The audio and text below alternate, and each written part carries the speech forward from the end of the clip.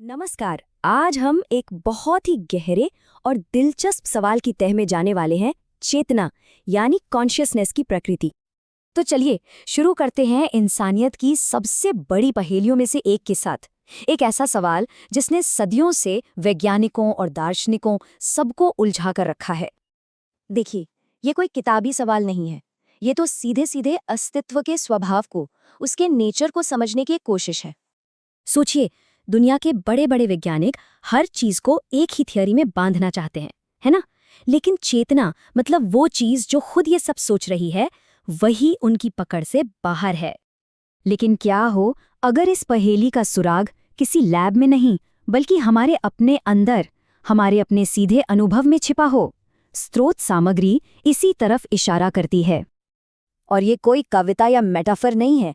यहाँ मूल तर्क ये है कि ये जो ध्वनि है, ये जो एक अंदरूनी वाइब्रेशन है, यही तो चेतना का सीधा सीधा अनुभव है, मतलब कॉन्शियसनेस खुद। हाँ, एक बात साफ करना बहुत जरूरी है। ये टिनिटस जैसी कोई मेडिकल कंडीशन नहीं है जो कानों की समस्या से होती है। स्रोत का तर्क है कि ये एक यूनिवर्सल अनुभव है, कोई बीमारी या दोष नहीं। तो अब इस सुराग की पड़ताल करने के लिए हमें सही औजारों की जरूरत पड़ेगी। सिर्फ मानने या न मानने से काम नहीं चलेगा, इसे गहराई से समझना होगा। जानने के ना 3 लेवल होते हैं। पहला, किसी चीज को सिर्फ एक्सपीरियंस करना। दूसरा, उसके बारे में कोई राय बना लेना कि ये अच्छा है या बुरा। और तीसरा, जो सबसे मुश्किल है, वो है बिना किसी पहले से बनी धारणा के उसकी असली प्रकृति को समझना। इसी समझ के लिए एक बहुत पुराना तरीका है जिसे कहते हैं नेति। नेति इसका मतलब है ये भी नहीं, ये भी नहीं। इसमें हम एक एक करके उन सभी चीजों को नकारते जाते हैं जिनसे हम अपनी पहचान जोड़ते हैं, ये देखने के लिए कि आखिर में बचता क्या है। तो चलिए इसी नेति नेति वाले रास्ते पर चलते हैं और एक एक करके उन परतों को हटाना शुरू करते हैं जिन्हें हम मैं या मेरा स्व समझ बैठे हैं। पड़ताल शुरू होती है सबसे पहली और सबसे मोटी पहचान से, हमारा ये शरीर।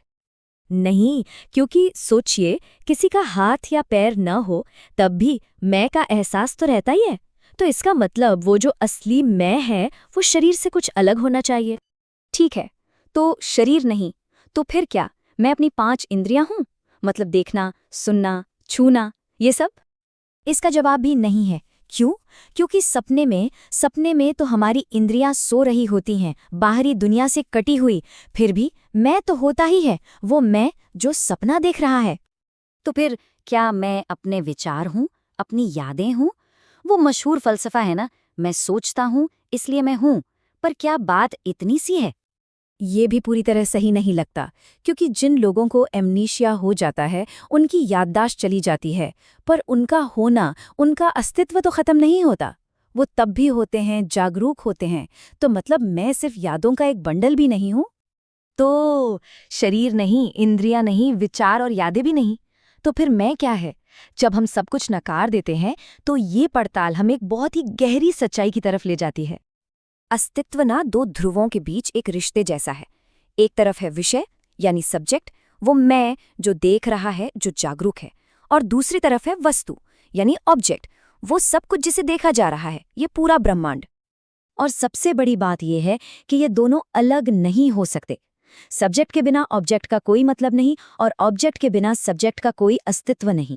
जैसे यिन और यांग या सांख्य दर्शन में पुरुष और प्रकृति, ये या तो एक साथ होते हैं या होते ही नहीं।